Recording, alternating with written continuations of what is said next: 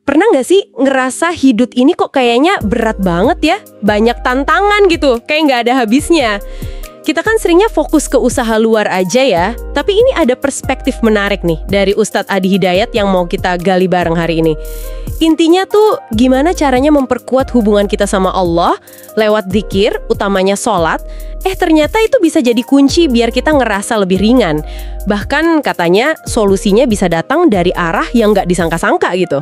Resap nih, kita jadi mulai ngelihat semuanya, ya suka maupun duka, itu sebagai bagian dari rencananya, gitu, anugerahnya.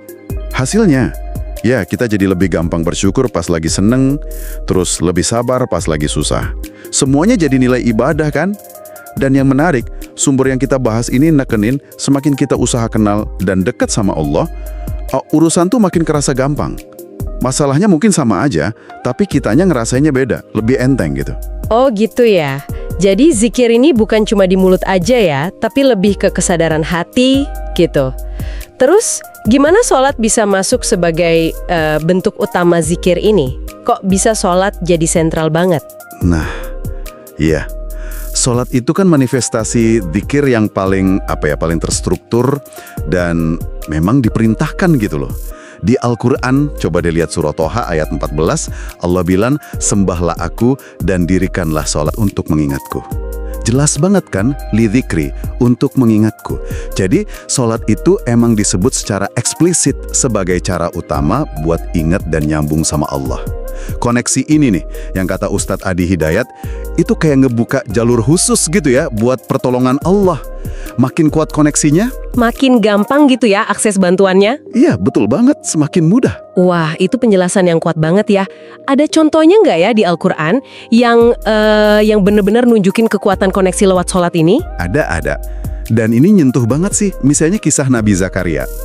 Itu kan kondisinya udah sepuh ya, istrinya juga, divonis nggak bisa punya anak lagi.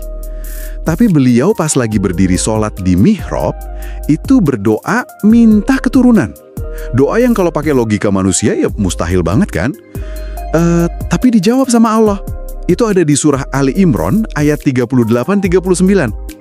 Ini nunjukin banget kalau dalam koneksi sholat itu nggak ada tuh batasan mustahil buat Allah. Masya Allah, keren banget ya. Selain Nabi Zakaria ada lagi nggak? Ada juga kisah Nabi Yakub. Beliau kan sedihnya luar biasa ya pas kehilangan putranya Yusuf, tapi beliau itu nggak ngeluh kemana-mana gitu. Di surah Yusuf ayat 86 disebutin, beliau bilang, sesungguhnya cuma kepada Allah aku ngaduin susah dan sedihku. Nah, konteksnya ini sering ditafsirkan beliau itu gelar sajadah, sholat terus curhat semuanya ke Allah. Ini contoh gimana beban seberat apapun bisa jadi ringan kalau ngadunya cuma ke Sang Pencipta lewat sholat. Oke. Jadi selain sholat fardu nih, ada nggak sih sholat sunnah tertentu yang ditekankan di ceramah ini buat, yaitu tadi, nguatin koneksi dan biar urusan lebih mudah? Kayak sholat duha gitu mungkin? Ya, sholat duha disebut juga. Khususnya yang dikerjain pas pertengahan waktu duha ya, sekitar jam 8 sampai sebelum jam 10 pagi lah. 2 atau 4 rakaat. Disebutin memang ini bisa mempermudah datangnya rezeki. Tapi ada catatan pentingnya nih. Apa itu catatan pentingnya? Soalnya ini kan sering banget jadi fokus orang kalau ngerjain duha ya, biar rezekinya lancar gitu. Nah, justru itu dia. Ditegasin banget kalau motivasi utamanya itu bukan sekedar buat narik rezeki duniawi aja. Tujuannya harus tetap yang untuk deketin diri, kenal sama Allah. Kemudahan rezeki itu, anggap aja janjinya buah dari kedekatan kita sama Dia. Dan seringnya datang dari arah yang nggak kita duga-duga loh. Jangan sampai niatnya jadi kayak transaksi aja gitu. Wah, itu poin penting banget sih. Oke, selain duha, gimana kalau sholat tahajud yang malam-malam itu? Nah, tahajud atau sholat malam, ini dibahas sebagai cara buat mencapai makom mahmudah. Itu loh, kedudukan yang terpuji, yang mulia, ada di surah Al-Isra ayat 79. Ini emang butuh perjuangan lebih ya, kan harus bangun tengah malam. Tapi justru di saat itu, koneksinya bisa kerasa lebih dalam, lebih intens gitu. Langsung sama Allah, sang pemilik kemuliaan. Kayak ada ironi gitu ya, yang disinggung juga soal ngejar kesuksesan. Betul. Banyak orang kan ngejar-ngejar kedudukan, kehormatan, sukses duniawi. Tapi anehnya malah ngejauh dari sumbernya langsung, dari Allah. Bahkan kadang, pakai cara yang salah. Kayak korupsi misalnya. Ceramah ini juga ngingetin loh, perbuatan buruk orang tua tuh bisa ngaruh ke keluarga, ke anak. Nah, tahajud ini jadi kayak upaya sadar kita. Butuh effort kan, pasang alarm, segala macam, buat bangun dan nyambung ke sumber kesuksesan yang sejati. Jadi kalau kita konsisten nih ngerjain ibadah-ibadah ini yang wajibnya, terus ditambah sunnah kayak duha dan tahajud, ini bakal ngebangun sesuatu yang lebih dalam ya? Tepat sekali. Konsistensi, itu yang ngebangun pondasi takwa. Kesadaran penuh sama Allah dalam segala hal di hidup kita. Nah, di sini nih letak kunci penting lainnya. Surah At-Talaq ayat 23 itu kan janjiin ya. Siapa aja yang bertakwa sama Allah, dia bakal kasih jalan keluar dari tiap kesulitan. Terus, dikasih rezeki dari arah yang gak disangka-sangka. Jadi, takwa yang lahir dari ibadah konsisten ini yang kayak ngaktifin janji solusi dan rezeki tak terduga itu. Perlu dibedain juga ya antara rezeki yang emang anugerah sama yang istidraj itu. Oh, itu penting banget. Anugerah itu kan kenikmatan yang bikin kita makin inget, makin dekat sama Allah. Nah, kalau istidraj, ini bahaya nih. Kenikmatannya nambah terus, tapi malah bikin kita makin lupa, makin jauh dari Allah. Jebakan itu. Satu lagi nih, sudut pandang yang menarik juga soal ngelihat pasangan dan anak sebagai amanah.